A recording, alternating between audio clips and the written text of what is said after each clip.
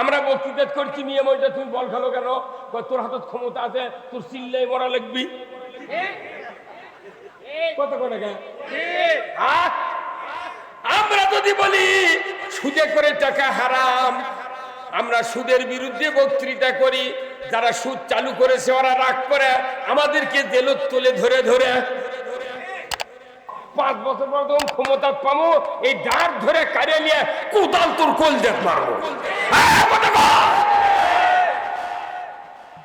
এই কথা বলেন আপনারা, এই বাংলাদেশের পরিস্থিতি এইরকম আছে না নাই? আপনারা কি সারা জীবন ওই কোদাল আলার সাথে মারামারি করবেন না দাঁত নিবেন? দাঁত হলো সবচেয়ে হাতিয়ার, সেটা হলো রাষ্ট্রশক্তি। বাংলাদেশে আগামী দিনে আমরা ইসলামকে ক্ষমতায় বসাতে চাই। ইসলাম ক্ষমতায় না দেওয়া পর্যন্ত এই পৃথিবীতে জিবরাইলও যদি আসে 1 ইঞ্চি জায়গার শান্তি কায়েম করতে পারবে না, পারবে না, পারবে। এখন ইসলামটা কি বলেন তো? ইসলাম মানে কি? নো, ইসলাম মানে শান্তি নয়, আনুগত্য নয়। ইসলাম অর্থ হলো জীবন ব্যবস্থা, কোড অফ লাইফ। আনুগত্য খুবই করেছি, বাকি বিয়ে করে ছুঁয়ে আসে করতে আনুগত্য করি। কোথায় আছে বাকি মুন্সি করে বিয়ে পড়ানো আছে? কোথায়? মিথ্যা কথা কয় বাংলাদেশে মোট বিয়ে পড়ানো হচ্ছে। এত টাকা নগদ, এত বাকি, চাহিদা মাত্র দিতে বাধ্য থাকিবে। এই অঙ্গীকারে তোমাকে শাদী করতে আসিয়াছে, তুমি তাকে স্বামিত্বে কবুল করো। কি চাপ দিচ্ছে? মিশা কথা গাইছে করতে আনুগত্য। ইসলাম মানে আনুগত্য। ইসলাম মানে হলো জীবন ব্যবস্থা। ইসলাম মানে জীবন ব্যবস্থা। এই জীবন ব্যবস্থা মানলে শান্তি, না মানলে অশান্তি। বাংলাদেশে যখন পূর্ব পাকিস্তান ছিল, 24 বছর ইসলাম কায়েমের কথা বলে পাকিস্তান আন্দোলন করেছিল আলেম ওলামারা। কায়েদে আজম জিন্নাহ মুসলমানের সাথে গাদ্দারি করে ইসলামকে ক্ষমতায় না বসে তারা এমন একটা আইন তৈরি করে জাতিকে শাসন করেছে। আমার পূর্ব পাকিস্তানকে তারা শোষণ করেছিল, ধরে বল ঠিক কিনা? ব্রিটিশ কাফেরের আইন দিয়ে 190 বছরে ভারতবর্ষ শাসন করেছে, শান্তি হয় নাই। 54 বছর বাংলাদেশে 17টা প্রধানমন্ত্রীর কাছে নিজস্ব বাপদাদার আইন তৈরি করে। আপনি বাপদাদার আইন তৈরি করে আপনি মানে জান্নাত যাবেন, এটা পাগলের বুদ্ধি। কতক্ষণ কার আইন মানে লাগবে? জীবন ব্যবস্থা হলো আল্লাহর আইন। এই আল্লাহর আইন যারা মানবে, আল্লাহ বলেছেন তারা মুসলমান, আর যারা মুসলমান হবে তারা মৃত্যুর পর আল্লাহর জান্নাতে যাবে। ধরে কোন আল্লাহু আকবার। আমরা কি আল্লাহর আইন মানতে পারছি? তাহলে কেন পারছি না? কেন আল্লাহর আইন দরকার? এই দুটা চিকিৎসা আমি দিয়া মঞ্চ থেকে নেমে যাব। এখানে বক্তৃতা দেওয়ার কিছু নাই। আজকে এই বেগুন গ্রামের মানুষের জন্য আল্লাহর পক্ষ থেকে একটা রহমতের দরজা খুলে দেওয়া হয়েছে। গতকালকে কি আবহাওয়া, তার আগের দিন কি, তার আগের দিন কি, আর আজকে কি? আল্লাহ ইচ্ছে করলে মুসুলধারে পানি দিবার পারে না। গতকালকে আমার প্রোগ্রাম ছিল বাঁকড়াতে, একটা প্রোগ্রাম ছিল। আমি দোয়া করেছি, আল্লাহ আগামীকাল আইয়ুব আলী আনসারীর ছোট্ট একটা গ্রাম, যে গ্রামের সাথে তরকারির সম্পর্ক,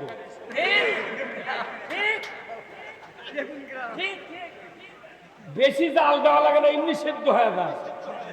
তার নাম কি?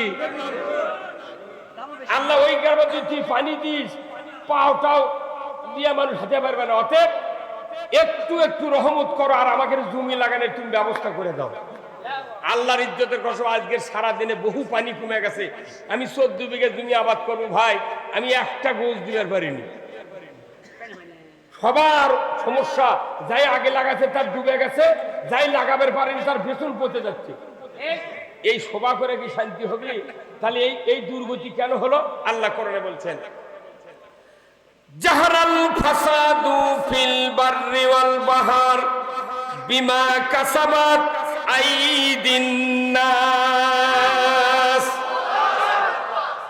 ও দুনিয়ার মানুষেরা, আসমান আর জমিনের ভিতরে যত অবিচার, অনাচার, দুর্ভিক্ষ, ভূমিকম্প, বন্যা, সাইক্লোন, আইলা, নার্গিস, যত রকমের সমস্যা সব কিছুর মূলে বান্দা তোমাদের দুই হাতে করা কাজের ফল। দুই হাত যদি তোমরা ভালো করতে পারো, পৃথিবীর জমিনে আল্লাহ তাআলার পক্ষ থেকে শান্তি নামে দেওয়া হবে। দরকার আল্লাহু আকবার। নামাজ রোজার কথা একটু বন্ধ হোক, পরে হোক, কিন্তু হাত আগে ভালো করা লাগবে। কি করা লাগবে? হাত যদি ভালো হয়, বাংলাদেশ 5 মিনিটের ভিতরে আল্লাহ তাআলা শান্তির দরজা খুলে দিবেন। হাত ভালো মানে কি? এই হাতের এত দাম। ডান হাতত থাকে সিল, বাম হাতত থাকে ব্যালট। এই ব্যালট দিয়ে যদি 60 বছর আগে বাংলাদেশে কোরআনের রাজ কায়েম করা হতো, আমার দেশে জিন্দেগিতে যুবতী মহিলা দিয়া বল খেলা হতো না। আমরা বক্তৃতা করছি, নিয়ে মজা তুমি বল খেলো কেন? তোর হাতত ক্ষমতা আছে, তোর চিল্লাই মরা লাগবি। কত করে আমরা যদি বলি সুদে করে টাকা হারাম, আমরা সুদের বিরুদ্ধে বক্তৃতা করি, যারা সুদ চালু করেছে ওরা রাগ করে আমাদেরকে জেলত তুলে ধরে ধরে। আমি কাউকে গরম করব না, গরম করার সময় এখন আর না। আমাদের যদি অভাব থাকে, অনেক মানুষ যা কিছু লোকের কাছে পরামর্শ নেয়, ভাই আমি তো অভাবে পড়েছি, এই অভাবত থেকে মুক্তি পাওয়ার কি উপায়? বলে কি বলে না? কেউ যদি অভাবে পড়ে, তাহলে অভাবত থেকে মুক্তির উপায় অনেক মানুষের কাছে বলে, কিন্তু যার পরামর্শ ওনার পছন্দ হয় সেই পথটাই উনি গ্রহণ করেন। কথা ঠিক কিনা? কেউ যদি ব্যাধিগ্রস্ত হয়, জটিল ব্যাধি, কমপক্ষে 1000 মানুষকে বলে, 500 ডাক্তারকে বলে, কোথায় গেলে আমার এই ব্যাধি ভালো হবে? কথা ঠিক কিনা? তাহলে অসুস্থ হলে আপনি পরামর্শ নেন, অভাবগ্রস্ত হলে পরামর্শ নেন, কিন্তু আমাদের সামনে একটা পরীক্ষা আছে, হয় জান্নাত না হয় জাহান্নাম। কথা ঠিক কিনা? তাহলে জান্নাতে যাওয়ার একটা পরামর্শ মানুষ দিলে হবে না। কে দিয়েছেন? জোরে বলেন কে? আল্লাহ জাহান্নাম থেকে বাঁচার পরামর্শ যে কিতাবই দিয়েছেন, সেই কিতাবের নাম কি? এই পরামর্শ কি কারো অবিশ্বাস হবে? যে ব্যক্তি খাতনা করেছে সে কি অবিশ্বাস করতে পারবে? অমুসলিমেরা অবিশ্বাস করতে পারবে? পারবে না। তাহলে আল্লাহ পরামর্শ দিয়েছেন, এই পথে চলে জান্নাত, এই পথে চললে জাহান্নাম। আপনারা কোন পথে চলবেন সেটা আগে বলেন। কোরআনের পথ তো বলিনি আমি, সবাই তো কোরআনের পথে চলে, খালি মুচ্ছুতি বাড়লে হবে না। একটা পীর সাহেবও কোরআনের পথে চলে, কথা কোন না? তাবলীগও কোরআনের পক্ষে চলে, চলে কি চলে না? বিএনপি করছে আমরাও কোরআনের পক্ষে চলি, আমাকে মুখ দাঁড়িয়ে নাই, নামাজ নাই। আওয়ামী লীগ করছে আমরা তো তাহাজ্জুদ পড়েছি, কথা কয় না মানে। তাহলে সবাই বলে কোরআনের পথে, কিন্তু আল্লাহর পরামর্শ সেটা হলো কি? জান্নাত আর জাহান্নাম, দুটা পথ। জান্নাত থেকে মুক্তির পরামর্শ কে দিয়েছেন? সেই পরামর্শ কি জামাতের? সেই পরামর্শ কি যুক্তিবাদীর? সেই পরামর্শ কি বজলুর রশিদের? সেই পরামর্শ কি কোন নেতার? পরামর্শ কার? জাহান্নাম থেকে মুক্তির পরামর্শ কোরআনে আছে না নাই? তাহলে সেই পরামর্শ আপনাদেরকে আমি একটু বলবো, শুনতে রাজি আছেন? আরো আশ্চর্য হবেন, 5,500 বছর আগে ফেরাউন মরিছে, ফেরাউন সুটকি হয়ে আছে। সেই মানুষকে আমরা কতদিন দেখেছি ফেসবুকে মুখ চোখ কালো হয়ে সুটকি হয়ে পড়ে আছে। বাঙালির মাথায় কি বুদ্ধি, আজ থেকে 15 দিন আগে সেই ফেরাউন হাসাছে। এই কত কোন ফেরানো হাসাছে, আমি তাজ্জু হয়ে গেছি। এই কবে মিশরের জাদুঘর করে আছে, একেবারে বাঙালি বুদ্ধি করে হাসিয়া তুলছে। এরপরে গত পরশুদিন থেকে দেখতেছি এই ফেরাউন আবার কথা ফুটিছে। এই ফেরাউন বলিচ্ছে, ভাই যে তোমার নাম কি? কই আমার নাম ফেরাউন। যে তোমার এই দুর্গতিকে বলছে আমি জালেম ছিলাম, মানুষের ক্ষতি করেছি, আল্লাহর বিরোধিতা করেছি, এই জন্য আমার এই অবস্থা। যে তোমাকে সুটকি করে কে রাখলো? বলছে এই জন্য রাখা হয়েছে আমার থেকে যাতে ওই জালেম বান্দাগণ শিক্ষা গ্রহণ করে। কি মানুষের বুদ্ধি দেবা! মরা মানুষের মুখ দিয়ে কথা ফুটাচ্ছে, মরা মানুষের মুখ দিয়ে কথা ফুটালে ওই বোঝে, অথচ কোরআন হাদিসের কথা বোঝে না। আমরা না বুঝে বেড়াচ্ছি কি? বুঝতে রাজি আছেন? কারা কারা দুহাত তুলে আল্লাহকে দেখান, নামান হাত। আমি আপনাদেরকে আগে পরীক্ষা করব যে জান্নাতের পথ ধরবেন না জাহান্নামের পথ ধরবেন। পরীক্ষা ছাড়া আমি রোগীর চিকিৎসা করি না। যেরকম ডায়াগনস্টিক সেন্টার আছে, প্রস্রাব পায়খানা, ইসিজি, তারপরে এমআরআই, এক্সরে, কত পরীক্ষা আছে না? ডাক্তাররা পরীক্ষা করে লিখে দেয় এই রক্তের গ্রুপে, প্রেশার এই ব্যাধি, আপনি চিকিৎসা করেন ডাক্তার সাহেব। রিপোর্ট ডাক্তারের কাছে দিলে ইচ্ছা মতো ওষুধ লেখে। আপনাকেও আমাকেও পরীক্ষা করার দরকার আছে না নাই? সে পরীক্ষা রক্ত নেওয়া হবে না, আপনার মুখ দিয়ে আপনার পরীক্ষা করা হবে।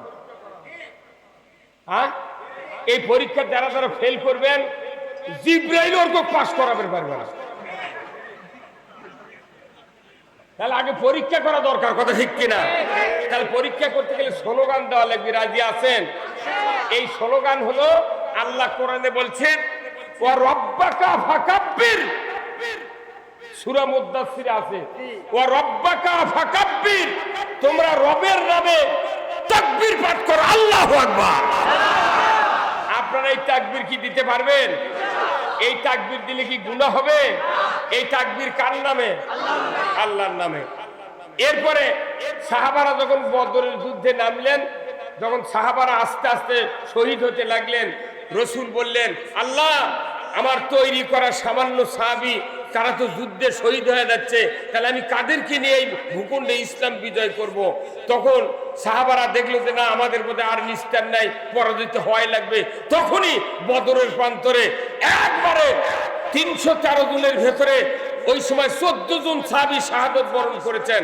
বাকি সাহাবী এমন তাকবীর দিলেন, ওই মক্কার অল্প কিছু কাফেরের কলিজা যখন ভয় পয়দা হলো, বদর প্রান্তর থেকে তারা বিতাড়িত হয়ে গেল। আল্লাহু আকবার। ওই তাকবীর যে আল্লাহ দিতে বলছেন সে আল্লাহ এখন আছে। ফেরাউনকে যে আল্লাহ পানির ডুবে মারছে ওই আল্লাহ আছে। নমরুদক জুতো পিটা করে মারিছে সে আল্লাহ। হ্যাঁ, তুই আল্লাহ বাদ দিয়ে আপনি কাক বানিয়েছেন? খুবই তো করছেন আছে, তুই আল্লাহ ভালো লাগে না? তাহলে আপনারা একটু জোরে সোরে গলা খাকার দিয়ে নেন। নারায়ে তাকবীর, নারাই তাকবীর, নারাই তাকবীর। আমার নেতা তোমার নেতা বিশ্ব নবী মুস্তাফা, আল কোরআনের আলো, আল কোরআনের আলো। এই স্লোগান কোন মেলা মানুষ কয়নি। যারা যারা মুখ খোলেননি, জিবরাইলের উপর হেদায়েত করে পারবে না। সংসদে কোরআনের আইন না হওয়া পর্যন্ত সুদ হারাম হবে না, পর্দা ফরজ হবে না, চুরি বন্ধ হবে না, ঘুষ বন্ধ হবে না, দুর্নীতি বন্ধ হবে না, বেপর্দা বন্ধ হবে না, অন্যায় অপকর্ম বন্ধ হতে পারে না। এই জন্য কোরআনের আইন সংসদে চালু করিতেই, নামাজ আদায় করা যেরকম ফরজ, তার চেয়ে 500 গুণ বেশি ফরজ আল্লাহর আইন চালু করা। এখন আমরা ভাই শোনেন, দীর্ঘদিন হলে বক্তৃতা দিচ্ছি, এই বক্তৃতা দিয়ে কোনো লাভ হচ্ছে না, কথা ঠিক কিনা? আপনার শোনেন, কোদাল চিনেন? কোদাল, কোদাল দিয়ে মানুষ কাজ করে, কিন্তু কোদাল কিনতে দুটা পার্টস খুব দামি লাগে, একটা লোহার কোদাল আর একটা হলো ডাঁট। এখন এক লোকের কোদাল কেনার টাকা আছে কিন্তু ডাঁট কেনার টাকা নেই, তখন ওরা দুইজন ডেকে পরামর্শ করে ভাগিয়ে কোদাল কিনছে। একজন কিনছে কোদাল আর একজন কিনছে ডাঁট। দুইজন বসে ডাঁট লাগাছে, কিন্তু যার ডাঁট ই গরুর লাত ফালাবি, আর যার কোদাল ই করতে আমি আলু বান্ধে দেবো। এই দুইজন সকালে মারামারি লাগে, দাঁতওয়ালা দাঁত ধরছে, কোদালালা কোদাল ধরছে। দাঁতের দাম বেশি না কোদালের দাম বেশি? আর কোদালের দাম বেশি। কোদালালা বেশি টাকাতে কোদাল কিনে কোদাল ইঙ্গে করে ধরছে, আর দাঁতের দাম কম। ওই দাঁত ধরে ঝাঁকি মারছে, কোদালালার হাতর থেকে কোদাল ফসকে গেছে, যায় ওই কোদাল দিয়ে ওই কোদালালার মাথাকে কোপ মারছে। কোদালালার মাথা। আমাকে বাংলাদেশে যতগুলো বক্তৃতা, জুমার নামাজ, ঈদের নামাজ, কুরবানি, হজ, উমরা, তসবিহ, তাহলিল, জিকির, আজকার যত আছে এগুলো সব কোদাল। এগুলো কি? আর রাষ্ট্র শক্তি হলো দাঁত। আমরা খালি কোদাল নিয়ে খালি ঘুরিচ্ছি দেশ। এই 60 বছর হলে কোদাল নিয়ে সাইদি ঘুরিছে, 40 বছর হলে যুক্তিবাদী ঘুরিচ্ছি, বজলুর রশিদ ঘুরিচ্ছি। বাংলাদেশের মোট বক্তা মৌলবীরা জুম্মাত সব কোদালের বক্তৃতা দিচ্ছি, কিন্তু দাঁত আছে ওই সংসদে। এই কথা কোন না? আমরা খালি কোদালের বক্তৃতা দিচ্ছি আর দাঁত দিচ্ছি ভোটের সময় একজনের হাতত। আমরা তখন বলি না, এই কোদাল দিয়ে সুদ কাটা হবে না, এই কোদাল দিয়ে বেপর্দা করা চলবে না, মহিলার বল খেলা চলবে না। কিন্তু ওরা করতে তুই কত কবু ক 5 বছর পর তখন ক্ষমতা পাবো, এই দাঁত ধরে কাড়ে নিয়ে কোদাল তোর কোল দেখ মারবো। এই কথা বলেন আপনারা। এই বাংলাদেশের পরিস্থিতি এইরকম হচ্ছে না নাই? আপনারা কি সারা জীবন ওই কোদাল আলার সাথে মারামারি করবেন না দাঁত নিবেন? দাঁত হলো সবচেয়ে হাতিয়ার, সেটা হলো রাষ্ট্রশক্তি। বাংলাদেশে আগামী দিনে আমরা ইসলামকে ক্ষমতায় বসাতে চাই। ইসলাম ক্ষমতায় না যাওয়া পর্যন্ত এই পৃথিবীতে জিবরাইলও যদি আসে 1 ইঞ্চি জায়গার শান্তি কায়েম করতে পারবে না, পারবে না, পারবে। এখন ইসলামটা কি বলেন তো? ইসলাম মানে কি? নো, ইসলাম মানে শান্তি নয়, আনুগত্য নয়। ইসলাম অর্থ হলো জীবন ব্যবস্থা, কোড অফ লাইফ। আনুগত্য খুবই করেছি, বাকি বিয়ে করে ছুঁয়ে আসে কোথায় আনুগত্য করেছি। কোথায় আছে বাকি মুন্সিকের বিয়ে পড়ানো আছে? কোথায়? মিথ্যা কথা কয়। বাংলাদেশে মোট বিয়ে পড়ানো হচ্ছে, এত টাকা নগদ, এত বাকি, চাহিদা মাত্র দিতে বাধ্য থাকিবে। এই অঙ্গীকারে তোমাকে শাদী করতে আসিয়াছে, তুমি তাকে স্বামীত্বে কবুল করো। কি চাপ দিচ্ছে? মিশা কথা গাইছে করতে আনুগত্য। ইসলাম মানে আনুগত্য। ইসলাম মানে হলো জীবন ব্যবস্থা। ইসলাম মানে জীবন ব্যবস্থা। এই জীবন ব্যবস্থা মানলে শান্তি, না মানলে অশান্তি। বাংলাদেশে যখন পূর্ব পাকিস্তান ছিল, 24 বছর ইসলাম কায়েমের কথা বলে পাকিস্তান আন্দোলন করেছিল। আলেম ওলামারা, কায়েদে আজম, জিন্নাহ মুসলমানের সাথে গাদ্দারি করে ইসলামকে ক্ষমতায় না বসে তারা এমন একটা আইন তৈরি করে জাতিকে শাসন করেছে। আমার পূর্ব পাকিস্তানকে তারা শোষণ করেছিল, ধরে বল ঠিক কিনা? ব্রিটিশ কাফেরের আইন দিয়ে 190 বছরে ভারতবর্ষ শাসন করেছে, শান্তি হয় নাই। 54 বছর বাংলাদেশে 17টা প্রধানমন্ত্রীর কাছে নিজস্ব বাপদাদার আইন তৈরি করে। আপনি বাপদাদার আইন তৈরি করে আপনি মানে জান্নাত যাবেন, এটা পাগলের বুদ্ধি। কার আইন মানে লাগবে? জীবন ব্যবস্থা হলো আল্লাহর আইন। এই আল্লাহর আইন যারা মানবে, আল্লাহ বলেছেন তারা মুসলমান, আর যারা মুসলমান হবে তারা মৃত্যুর পর আল্লাহর জান্নাতে যাবে। ধরে করে আল্লাহু আকবার।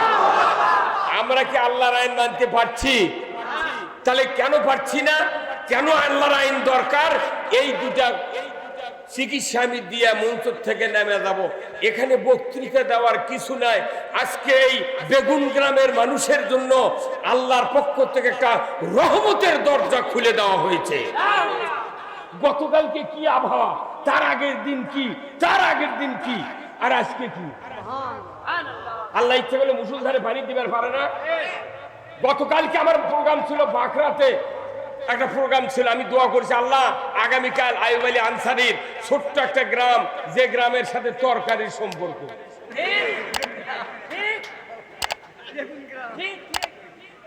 বেশি জাল দেওয়া লাগে না, এমনি সেদ্ধ হয়ে যায়। তার নাম কি? আল্লাহ ওই গ্রামে যদি তুই পানি দিস, পাওটাও দিয়ে মানুষ হাতে পারবে না। অতএব একটু একটু রহমত করো, আর আমাকে জমি লাগানোর তুমি ব্যবস্থা করে দাও। আল্লাহর ইজ্জতের কসম, আজকের সারা দিনে বহু পানি কমে গেছে। আমি 14 বিঘা জমি আবাদ করবো ভাই, আমি একটা গোছ দিবার পারিনি। সবার সমস্যা, যাই আগে লাগাছে তার ডুবে গেছে, যাই লাগাবার পারেনি তার বেতন পচে যাচ্ছে। এই সভা করে কি শান্তি হবে? তাহলে এই দুর্গতি কেন হলো? আল্লাহ কোরআনে বলছেন, জাহারাল ফাসাদু ফিল বাররি ওয়াল বাহর বিমা কাসাবাত আইদিন নাস। ও দুনিয়ার মানুষেরা, আসমান আর জমিনের ভিতরে যত অবিচার, অনাচার, দুর্ভিক্ষ, ভূমিকম্প, বন্যা, সাইক্লোন, আইলা, নার্গিস, যত রকমের সমস্যা, সব কিছুর মূলে বান্দা তোমাদের দুই হাতে করা কাজের ফল। দুই হাত যদি তোমরা ভালো করতে পারো, পৃথিবীর জমিনে আল্লাহ তাআলার পক্ষ থেকে শান্তি নামে দেওয়া হবে। ধরে কোন আল্লাহু আকবার। নামাজ রোজার কথা একটু বন্ধ হোক, পরে হোক, কিন্তু হাত আগে ভালো করা লাগবে। কি করা লাগবে? হাত যদি ভালো হয়, বাংলাদেশ 5 মিনিটের ভিতরে আল্লাহ তাআলা শান্তির দরজা খুলে দিবেন। হাত ভালো মানে কি? এই হাতের এত দাম। ডান হাতত থাকে সিল, বাম হাতত থাকে ব্যালট। এই ব্যালট দিয়ে যদি 60 বছর আগে বাংলাদেশে কোরআনের রাজ কায়েম করা হতো, আমার দেশে জিন্দেগিতে যুবতী মহিলা দিয়া বল খেলা হতো না। আমরা বক্তৃতা করছি, নিয়ম ওইটা, তুমি বল খেলো কেন? তোর হাতত ক্ষমতা আছে, তোর চিল্লাই মরা লাগবি। কত করে আমরা যদি বলি সুদে করে টাকা হারাম, আমরা সুদের বিরুদ্ধে বক্তৃতা করি, যারা সুদ চালু করেছে ওরা রাগ করে আমাদেরকে জেলত তুলে ধরে ধরে কি। তাহলে জাহারাল ফাসাদু ফিল বাররি ওয়াল বাহর, জমিনে যত অঘটন ঘটে, বান্দা তোমাদের দুই হাতে করা কাজের ফল। আপনি আমার যদি দুটা হাত ভালো করতে চাই, ভালো করতে পারি, বাংলাদেশে 5 মিনিটের ভিতরে কোরআনের পার্লামেন্ট কায়েম হবে। কোরআনের পার্লামেন্ট কায়েম হলে দুনিয়ার শান্তি। আল্লাহ তাআলা কোরআনে বলছেন, লা ফাতাহানা আলাইহিম বারাকাতুম মিনাস সামাই ওয়াল আরদ। আসমান জমিনের বরকতের দরজা তখনই খুলে দেব আমি আল্লাহ, যখন দেখব তোমরা দুনিয়ায় আমাকে ভয় করার নীতি কায়েম করেছো। আমাদের বাংলাদেশে আল্লাহ ভয় করার কোন আইন আছে? কে হুজুর আসেন কথা বলেন আপনি? আল্লাহ সরকারকে মুখ নাই। বাংলাদেশকে আল্লাহ ভয় করার কোন আইন আছে? আইন নাই।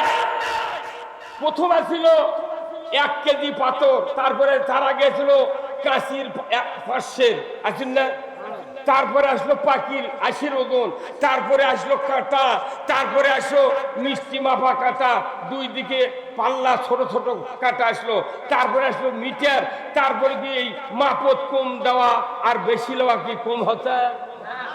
হ্যাঁ, এই বলে কোন কম হচ্ছে? আরো চুরি বেশি হচ্ছে। খালি যদি হাফ কেজি কম হয় বস্তা, ওই 2 কেজি কম ধরে। আর যদি মিটারের মাপ পেলে বুড়ো লোক দিয়ে আনা চাইতে ধরে 6 কেজি ধান বেশি দেয়। না, এগুলা দুর্নীতি বন্ধ করতে গেলে আগে হাত ভালো করা লাগবে। যারা ইমানদার তাদের দায়িত্ব এই পৃথিবীতে কোরআনের পার্লামেন্টের পক্ষে জীবন তৈরি করা। এই কথা কার? তাহলে হাত ভালো আগে করা দরকার ছিল না? আমার রাস্তা লাগবে না, কারেন্ট লাগবে না, কিচ্ছু লাগবে না। সরকার যদি আইন করে এই হাত দিয়ে ভালো লোক ভোট দেওয়া লাগবে, তুই বেকারে ভোট দিবি। কিন্তু আপনি ভোট চুরি করে আমাকে করছেন কোনো কথা কব না, খালি দেখা চলবি, শোনা চলবি, খোয়া দেবে না। কি ময়না সাহস কিরে, একটা যুবতী মেয়ে দিয়ে বল খেলাচ্ছে। আফসোস, যে দেশে শতকরা 87% মুসলমানের দাবিদার, সেই দেশে ইন্টারের ছাত্রী, ক্লাস 10-এর ছাত্রী, 9-এর ছাত্রী, 8-এর ছাত্রী গোলাপ, তাদেরকে দিয়ে বাংলাদেশে বল খেলানো হয়। টেলিভিশনে কয় বিদেশের মাটিতে বাংলাদেশের গৌরবোজ্জ্বল মহিলারা আমাদেরকে স্থান করে দিয়েছে। এই কথা কোন টাকা? আপনি মহিলাদের বল খেলবেন আর জুম্মার দা তাহাজ্জুদ পড়বেন, ওই তাহাজ্জুদের 4 আনার দাম নাই। এই কথা কোন টাকা? সুদ, ব্যাংকে সুদ চলবে, আপনার উমরা করার, হজ করার 4 আনার দাম নাই। আপনি সুদের টাকা দিয়ে হজ করে ওটিদা করছেন। ইন্নাল হামদা ওয়ান নিয়ামাতা লাকাল মুলক, আল্লাহ তোমার সমস্ত প্রশংসা আর যত নিয়ামত তুমি পৃথিবীতে দিয়েছো, তোমার সবচেয়ে বড় নিয়ামত আল্লাহ তোমার রাজত্ব। এই বাংলাদেশে 30 লক্ষ বড় হাজি আছে, আর কয়েক কোটি আছে উমরার হাজি। এই হাজিরা যদি আল্লাহ রাজত্ব কায়েমের জন্য চেষ্টা করত, আর মসজিদের ইমামরা যদি খুতবার ওই হাদিসের অর্থটা বলতো, আমাকে বাংলাদেশ জামাত ইসলামী নয়, তবলিগ নয়, আওয়ামী লীগ নয়, বিএনপি নয়, জাতীয় পার্টি নয়, কারো বক্তৃতা করা লাগতো না, ওই হাজিকে ঠেলায় বাংলাদেশে ইসলাম কায়েম হয়ে যেত।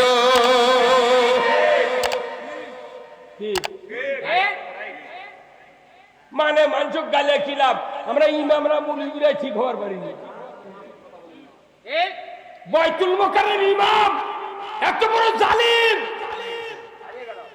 আল্লাহর কথা না বলে নেতার পক্ষে তেল দেওয়ার কারণে তার খতিবগিরি ছেড়ে পলে দেওয়া লাগছে।